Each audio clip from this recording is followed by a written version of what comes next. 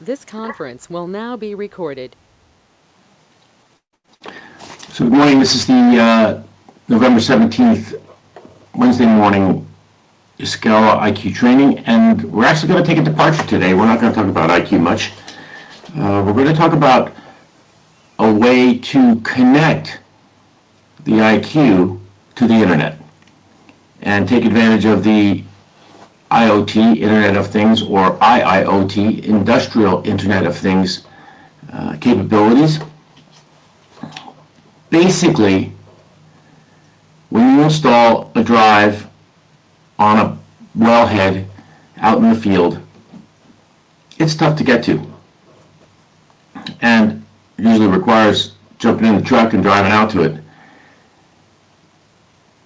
It's difficult to monitor what's going on out there, and yet we have the technology today to communicate to that drive and to tell you pretty much everything the drive has to say, as well as other peripheral sensors in the area of the drive that are associated with the same system, or frankly even not associated with the same system. We have the ability to report that to your cell phone as long as you can connect to the internet, therefore pretty much anywhere in the world that has internet.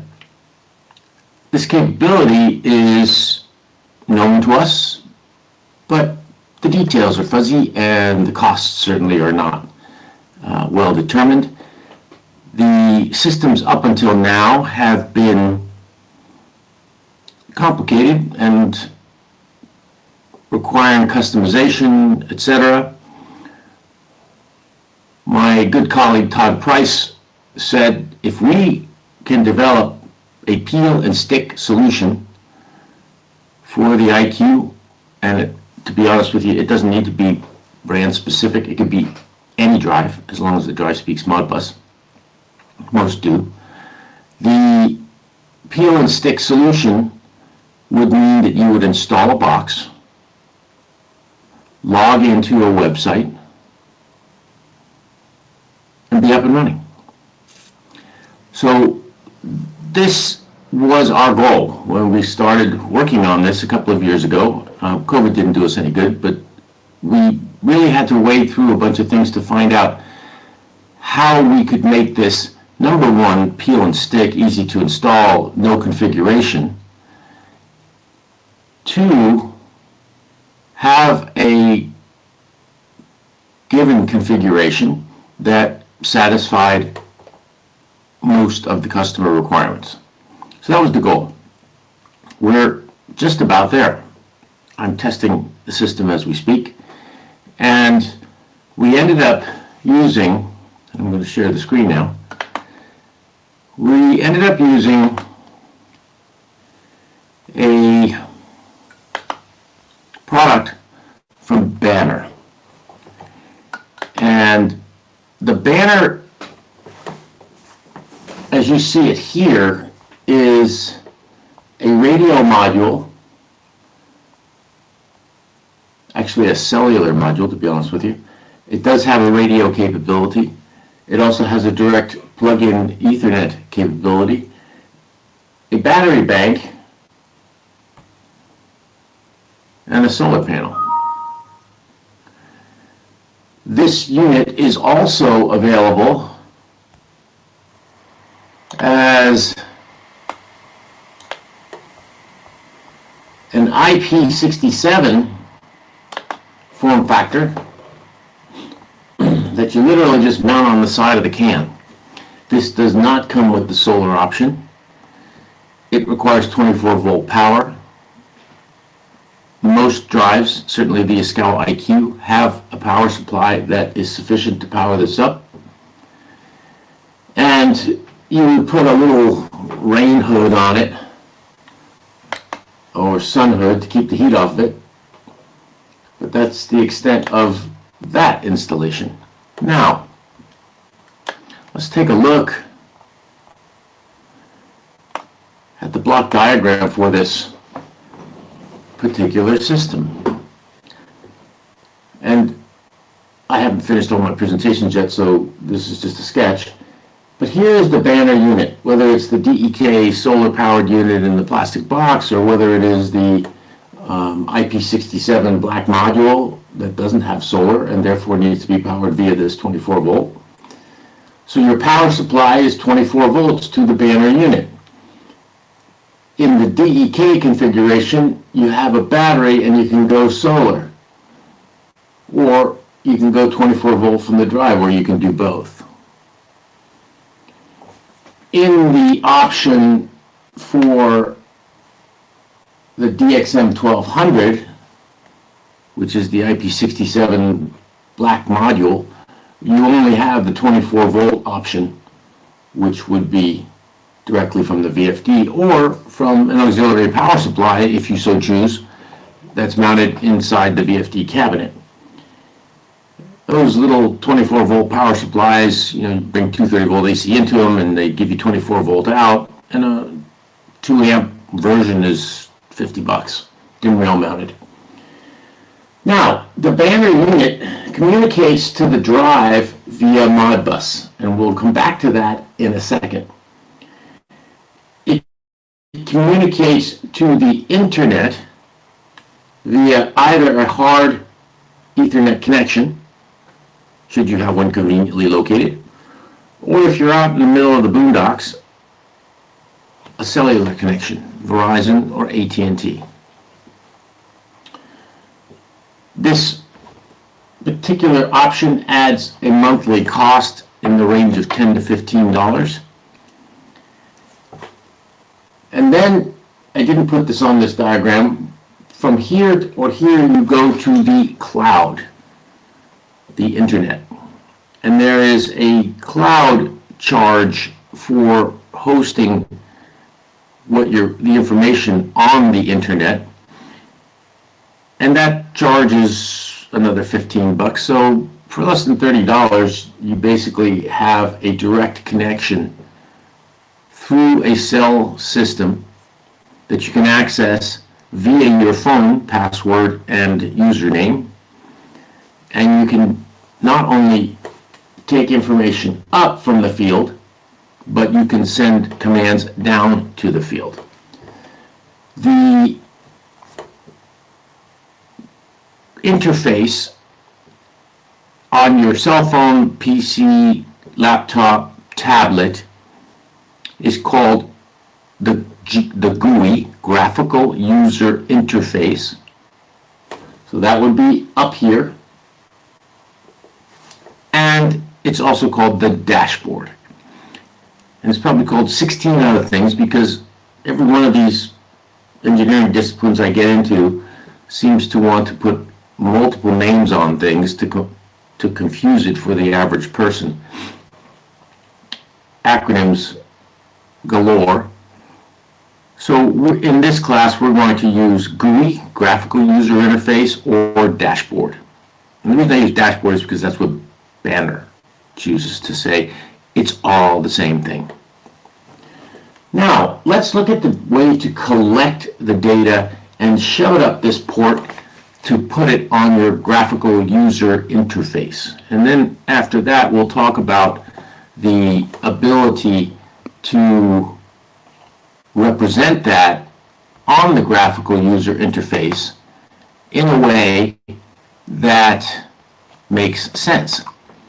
In other words, a visual display that looks like data that you want to see and that you can understand. So first, you have everything the drive offers. Now, those of you that are familiar with the Yaskawa product, the IQ, know that in addition to the digital inputs and analog inputs, you have digital outputs and 2 analog outputs. So you can collect data via these analog inputs and these digital inputs and send it up to the cloud. The monitoring time is going to be relatively slow from control standpoint. But remember, this is a pump. Nothing needs to happen fast. So if we're reading it 10 times a second, it's more than enough. And the reality of it is that when you set this up, the data recharge rate to the internet from the banner system is going to be set up for 5, 10, 15, 20, 30 seconds. You just don't need to update it faster than that. If you do, you have the option to do so. The only negative effect on that is that if you start getting into the tenths of a second, you're going to boost yourself to a higher cost for the cloud services. The pipeline through the cell system or through Ethernet will handle anything. You're not going to tax that bandwidth at all. But the cloud service is based on a cost associated with the amount of data points you send up per hour. And obviously, if you're polling this whole system here once an hour versus once every thousandth of a second, that's two different data rates and thus two different charges. But the estimated $15 a month charge would be more than enough to pull this system, regardless of how much data you're sending up through it, in terms of 5 or 10 seconds. And therefore, you don't need to go to the higher level data package on the cloud unless you really want to see things every tenth of a second. And it's free country. You can do that. Now,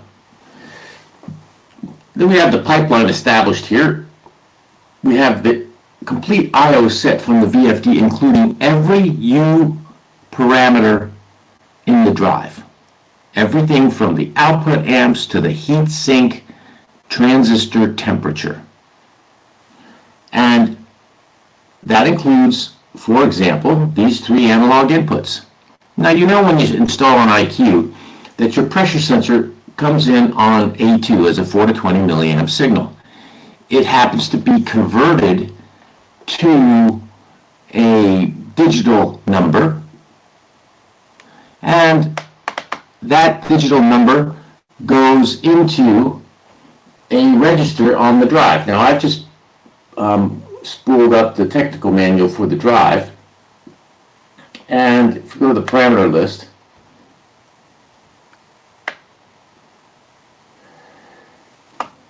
let me close some of these up so we can get there quickly.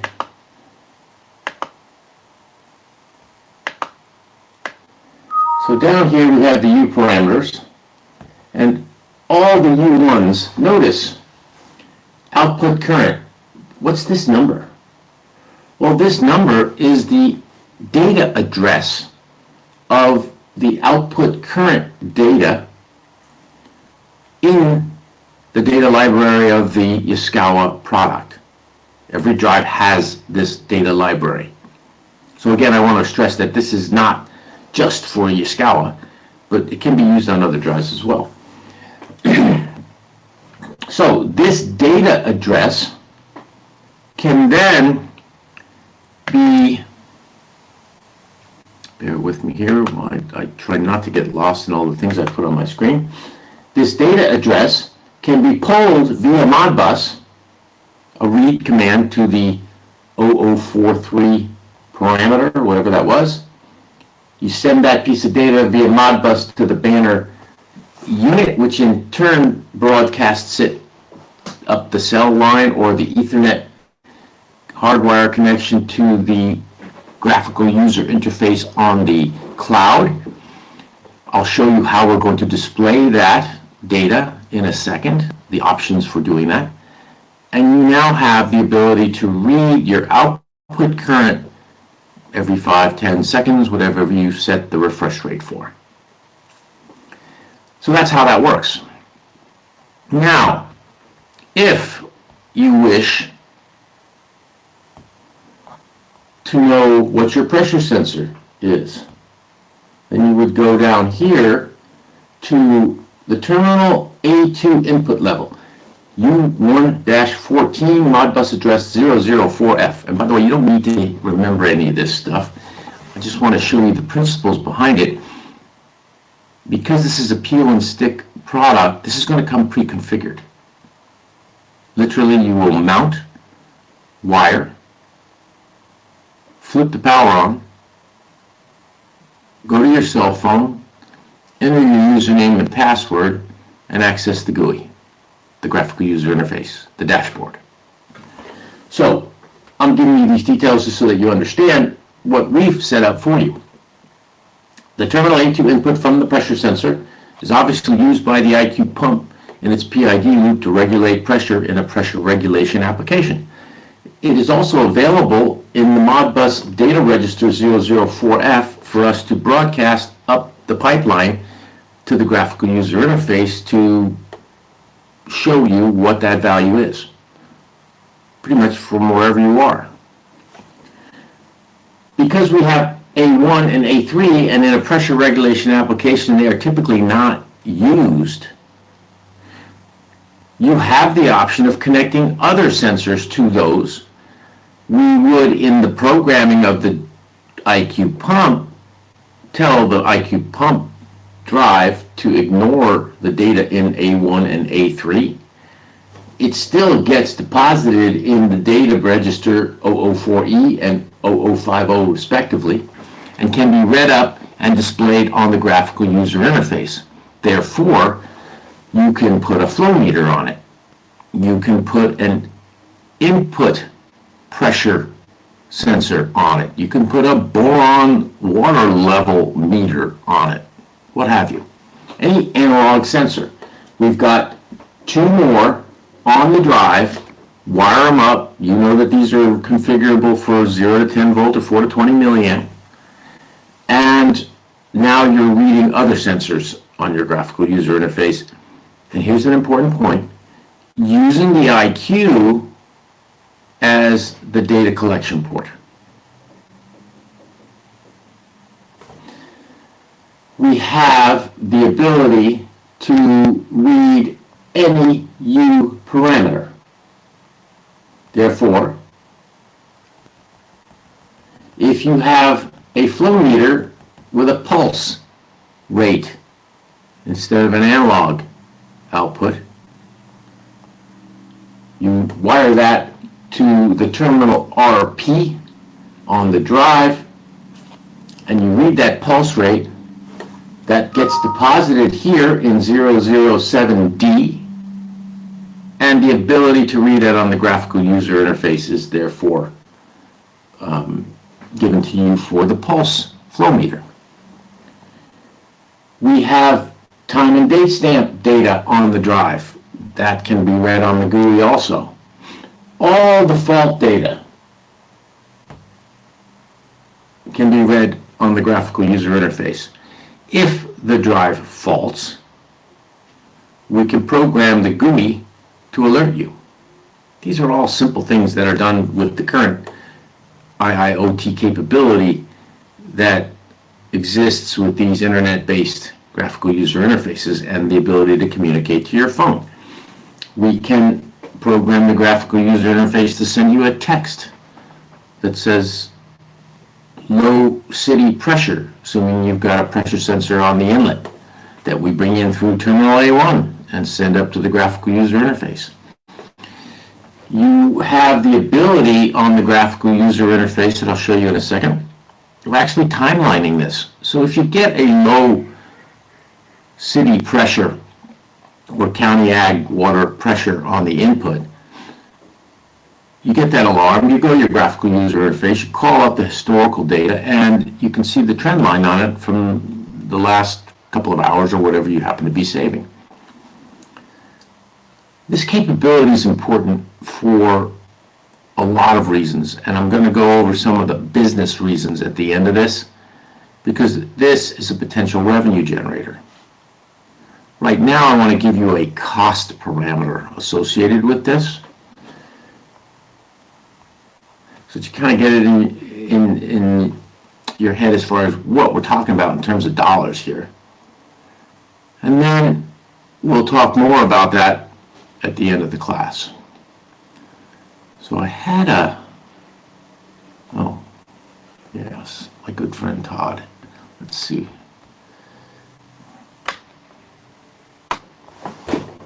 Bear with me a second. There we go.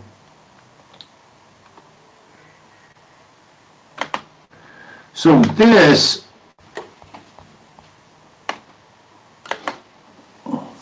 tells you that the DXM 1200, that little black module, lists at around $500. The bracket shroud's $117. That's a lot of money for a piece of tin. And you have some disconnects. So, you know, the option for the cellular is $248. So all told, you're less than $1,000 to hang that thing on the side of the can. Whatever you mark it up to your customer is the cost to the customer. And at that point, you've got cloud services and the cell phone, assuming you're not hardwired to the Ethernet, through Ethernet to the internet. And here are your cloud services that are available. The starter package is $300 a year. And that's the data rate for updating in terms of seconds. The data rate for a higher number of data points per hour, 5,000 data points per hour, is $1,200, so $100 a month.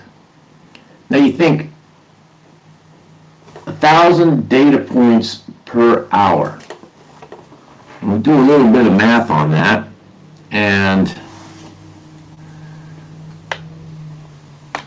so you have 1,000 data points per hour. That means you get 16 data points per minute. 16 items. One analog is a data point. One fault register is a data point. So if you're updating your graphical user interface on your pump every 5 minutes, then you get 83 data points constantly flowing up to your graphical user interface every 5 minutes. You want more, you pay more. Simple as that. But that kind of gives you an idea of what the cloud service cost can be. As I said, the AT&T or Verizon cell system monthly tag is $10 to $15. Don't quote me on that, because that changes all the time. So that gives you an idea of what the little IP67 black module, the hang on a second. There we go. The DXM 1200. Now, let's look at the cost of the TEK. So the DEK, the DEC wireless kit, including the cell phone and the solar panel. There's your list price from Banner. It's in the $1,200, $1,300 range. The difference between Verizon US only and Verizon US only with a radio package is that there's a radio transmitter on this package that allows you to communicate to other devices via radio. We'll talk about that in a second. This price here is AT&T, same price as Verizon, and again, adding in the additional radio module to communicate to other devices and collect more data. That gives you an idea of what the pricing is on this whole system. Bottom line, $1,500, and you basically have this thing installed. You mark that up to your customer, and the fact is that this is not now an unaffordable system for the client for less than $3,000, and for approximately 30, and if he wants lots of data, you know, maybe $80 a month, he has the ability to communicate on his cell phone his $25,000, $30,000 motor control center on his $250,000 wellhead. Not bad. I know a lot of people that would find that to be a bargain. We'll talk more about why it's a real bargain for business in terms of generating other revenue. You know, if we put $3,000 down and another $100 a month or so, and we expect a return on it, how would we get that return on investment? What business would this generate for the well driller, the pump service company, etc.?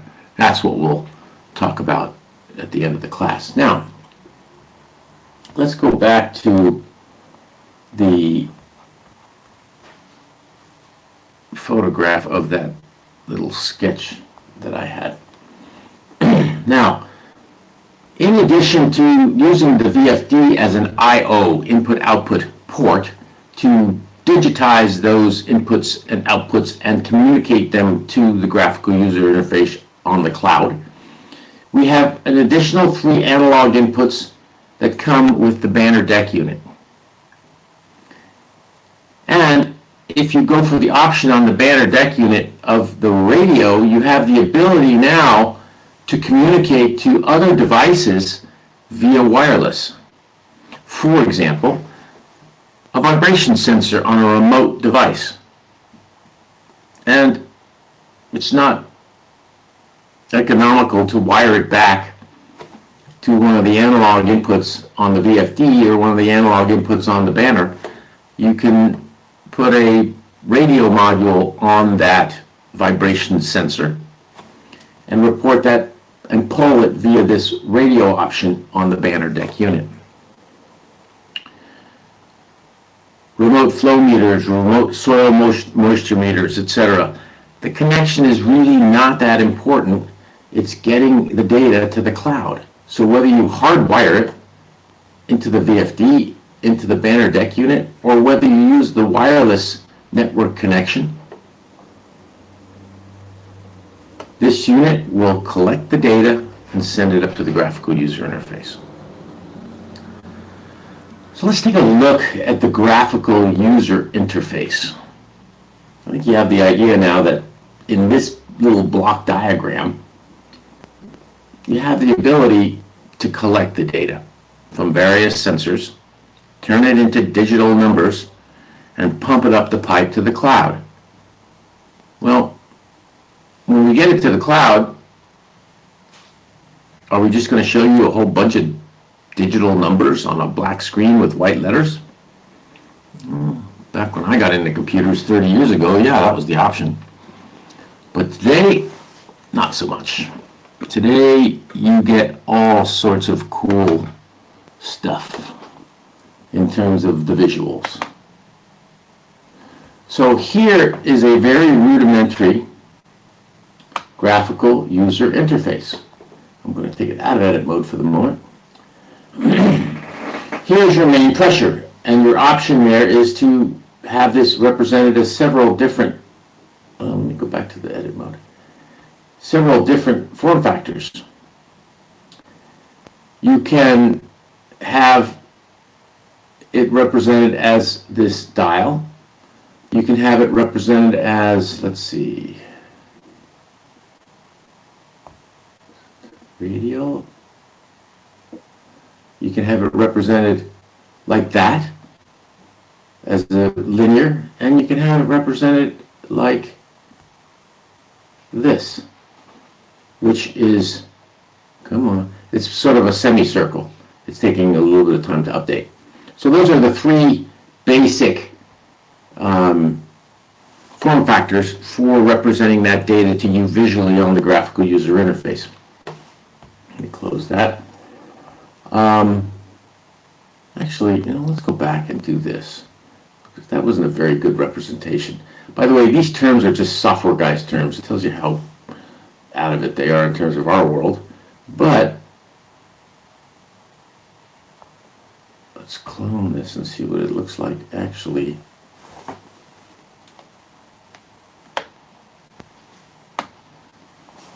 It's not showing me I'm going to have to figure out why that does that. I think I have to go in and edit the colors on it.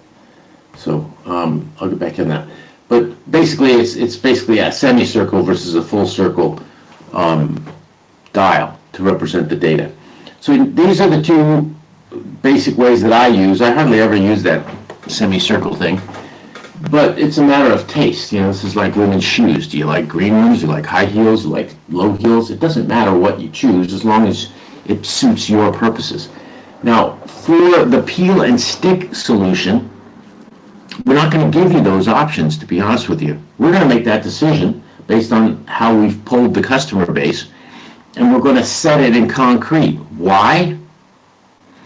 Because we want to sell a system that's peel and stick. That's our goal. And therefore, dials like this to represent analog data make a lot of sense. If you want a customized solution, we'll customize it for you. That's not a problem, but that obviously takes engineering time, and it's going to be, you know, a one-shot deal for you, and it's going to probably double the cost of the system to you because you have to pay the additional time, and somebody's going to, you know, charge you $125 an hour to do the software mods for you. You have the ability to learn this on your own and do these software modifications on your own. Obviously, I've been able to figure it out, and if I can do it, I'm pretty sure you can do it. So that's another option for you for a more customizable system. But what we're bringing to the market, as my good friend Todd Price says, is a peel and stick solution. Mount it, wire it, log in. And therefore, this is going to be the look of what we present. This logo here, Preferred Pump, is obviously our exclusive IQ pump distributor, and therefore we will be selling this through the IQ, through Preferred Pump if they so choose to carry it. This logo can easily be changed, and we'll probably allow the customer to edit that, so you can put your own up here. These are numerical displays, and if you don't want the graphical, you can have just the numerical. The graphical always carries the numerical value with it. Now let's look at some of the other things on the dashboard. This is the applications data. This is the front screen. This is what you'll log into, your landing screen, as the software guys call it. But we have the ability to display faults, including all the U2 data for the condition of the drive at the last fault, including the time and date stamp on the last fault. And when you come here, this will be red if there's actually a fault. Right now, there's no fault.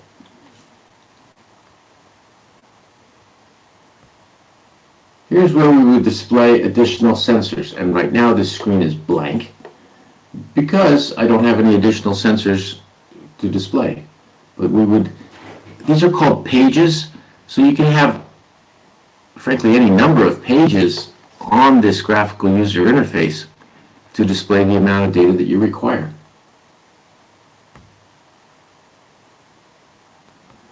This is the maintenance screen. This gives you an indication of the soft charge relay lifetime, the capacitor lifetime, the IGBT transistor lifetime, the cooling fan lifetime. This gives you your heat sink temperature, which you can then trend on the trend line. There's your motor temperature. Again, you can represent that on a trend line. Here are the number of starts and stops.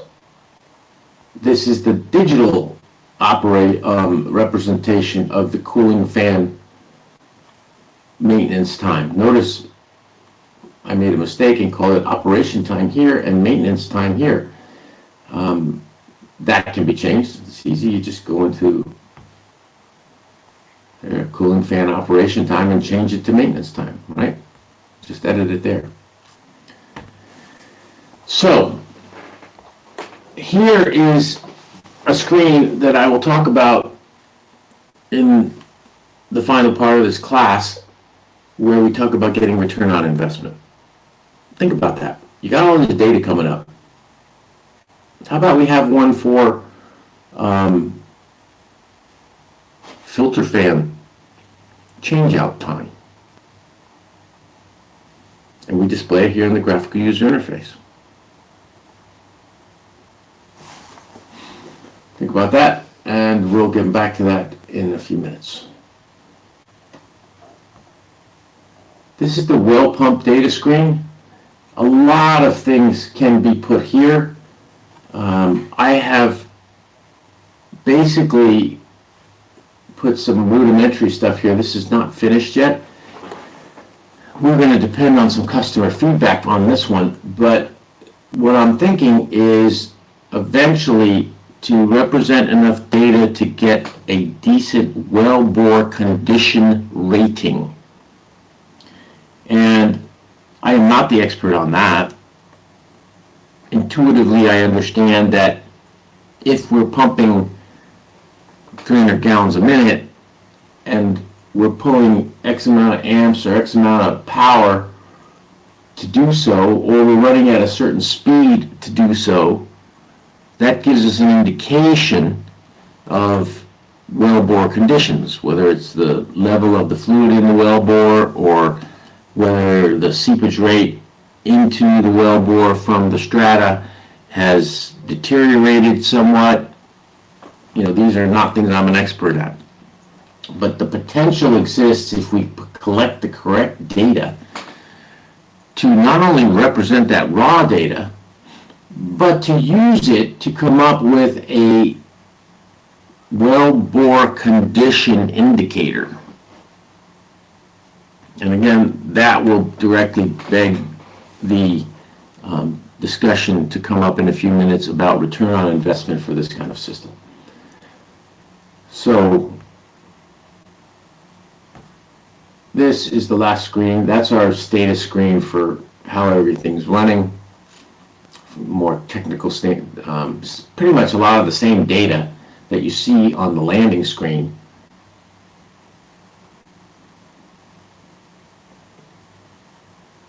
But some more data that we don't show on the landing screen, such as the motor temperature and the heatsink temperature of the drive. Things are running hot, we want to know it. Notice these colored bands on these analog indicators. Green obviously is good, yellow we need to be concerned, and red is something we need to react to, whether it's to shut down, implement a slowdown, what have you. So let's go back to the landing screen.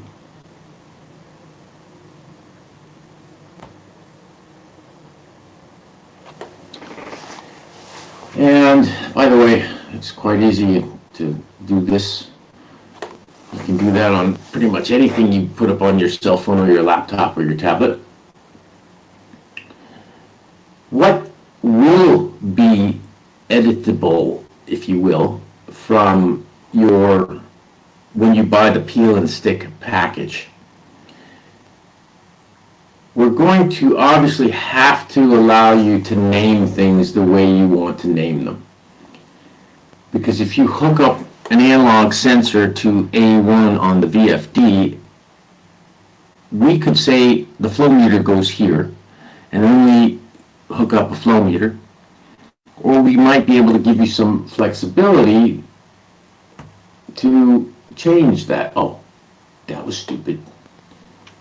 I wonder if I can go back and let's see if I can do that. Oh, that doesn't. Yeah, thank goodness. I didn't mean to hit the dash X or the X out button. So here, for example, I put in boron level on this sensor, but maybe this sensor is tank level or pond level, what have you. Okay, that's easy enough.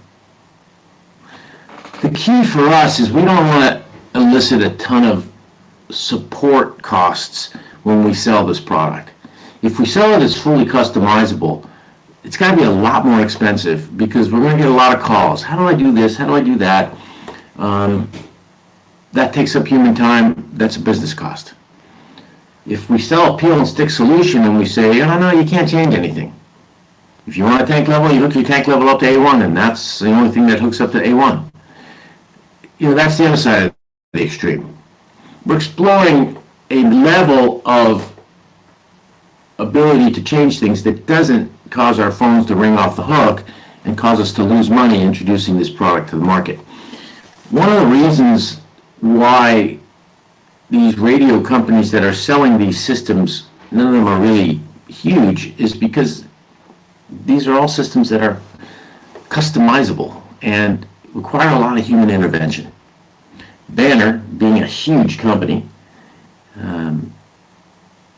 they don't want that.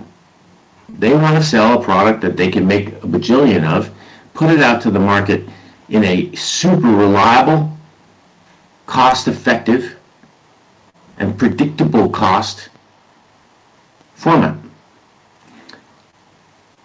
An analogy is the IQ pump. Yaskawa has a VFD that the IQ pump is based on that has a manual about the size of a New York telephone book. And indeed, if you go and look at the official technical manual from Yaskawa on the IQ pump, most people never really get to that, but here is the manual, right? Here's the last page. Here's the page count. This is an 872-page manual. I'll give a steak dinner to anybody in the customer base that's read through it. And I don't think I'll be buying any steak dinners. So, yes, it's a reference manual and it's important, but what made IQ Pump successful is that we came out with a version that was fixed. This is it. This is what you get. You can't really program a bunch of stuff in it, and the easy startup was the key. Every year, we took customer suggestions and we rewrote the IQ Pump function software that was on the basic Yaskawa industrial product. And the IQ Pump suite of features became better and better and better. Well, that's the intent with the Banner system. We want to put this out in as close to a perfect format for everybody. We know that we're going to miss the target. And we will revise it based on customer suggestions. But at that point, we put out a less than $1,500 to the dealer cost item, $1,500 to $2,000. Don't put me on that. I'm in engineering. I don't determine pricing. And it's affordable. It's repeatable. We make it the same way. You don't have to open the manual every time you want to peel it, stick it, and install it to your customer. And is it missing this or missing that? To be honest with you, at that point, at that price, with that ease, get over it. And we'll pick it up on the next rev if enough people want it. That's how the IQ became so successful. And it's how this will become so successful because it's going to be less complicated and we're going to generate return on investment, which is what I want to talk about now in the last 10 minutes. If you can peel and stick this and put this on every VFD in your installed base, you now have data. And data in this world is valuable if you use it correctly. A couple of examples in the final minutes here. If you can monitor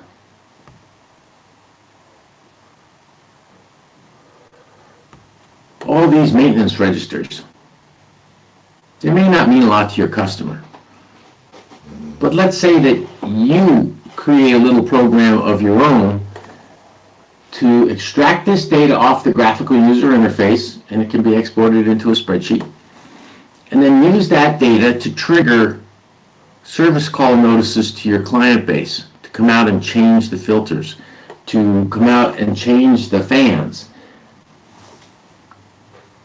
before failure. That's a revenue generator. You capture that service call, not your competitor, because you've got the data. You know when the customer system needs to be serviced. So it's not just showing up every month or every 6 months. It's showing up when the actual need is required, therefore the cost is tailored to the need. And certainly it's showing up before the customer has to spend 10 times as much fixing it because he didn't do the proper maintenance. That's a selling point. So the generation of automatic service calls to the client base that are on point, that are valuable and priced correctly to your customer, so that he understands why he's going to have you come out and bill him for $500 or whatever it is to come out and change the filters. This is the start of it. This allows you to set that up for all of your installed base and generate these service call notices. You can, at that point, strike an agreement with your customer to automatically bill the service call. He may say, yeah, when it's needed, it needs to be done. I don't want to think about it. You've got the data, you come out, you do the service call, and reset the maintenance times in the drive for the next one.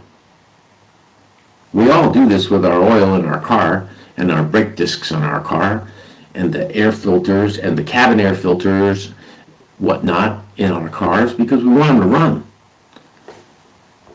Here's a way to generate that revenue because you have the data, it's accurate, and it's accessible. When something happens, the customer calls you up and says, I'm not getting any water. And that's all the data you get. So you send someone to the field, he figures out what's wrong, he's got to go back to the shop, get some stuff, go out and fix it. That's not very efficient, but it is, as we all know, the way it's done most of the time these days. If I can port all of that information to a graphical user interface that when your customer calls, you just go to the internet and you look at his actual pump and you see what the fault status is. That will allow you to come to the site prepared. You may find that you're aware of the problem before your customer is aware of it. How about that? Again, we're building the business case for adding this in as a service to your client base. Your clients are your bread and butter. And if you bring additional services that are valuable to them, that's additional revenue for you. Your business grows.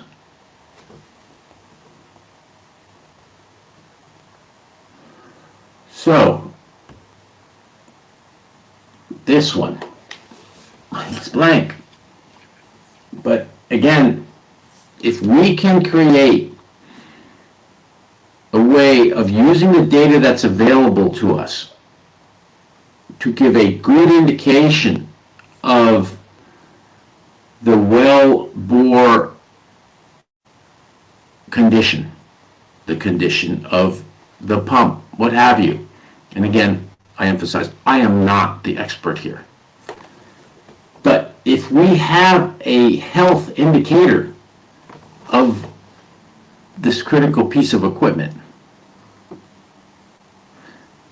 now we can do a significantly better job of preventive maintenance. Again, how can the customer not appreciate that? How can you not make more money dealing with this in a timely way, keeping your customers happy, coming out and reconditioning the wellbore before it gets critical and the customer loses crops or whatever the consequence is of not maintaining the wellbore properly. You will have an indication of this based on data every 5 minutes. So that is the story behind this data collection system. If we go back to that homely little sketch that I did, one last point, from your graphical user interface, let me go back to that. By the way, this is the digital inputs. Here, for example, on S1 is where you put your run command. Can we allow you to turn that on from the internet? Absolutely. If you deem that to be safe, that's your choice. This can be used as a data collection only, or it can be used for data collection and command. With command, we would allow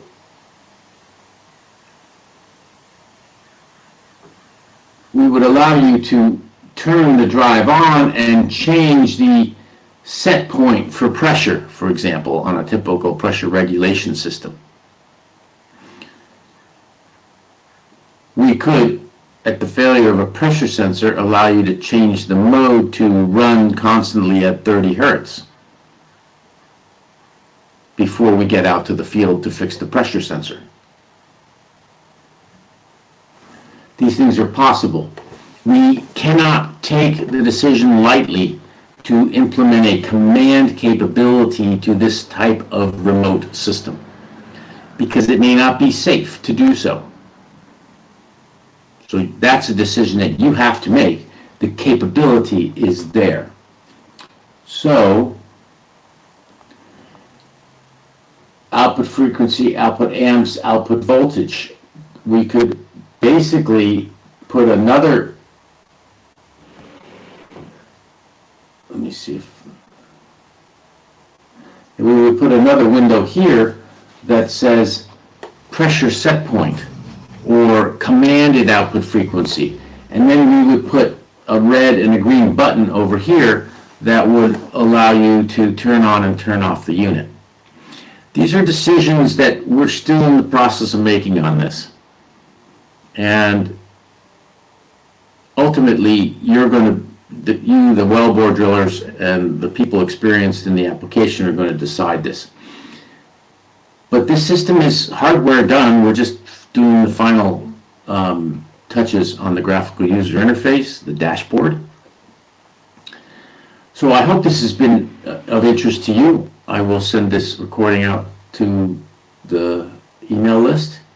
And I think this is an exciting new product. I think that this is a way to increase the customer service and therefore customer satisfaction levels. It's a way to increase the on time of some very expensive equipment, performing some very critical tasks. And the cost, frankly, at this point, it's come down to the point where, combined with ease of use, I think this product will become quite popular. With that, it's 8 o'clock, time to go to work, and I thank you for listening to me, and we will see you in the next class.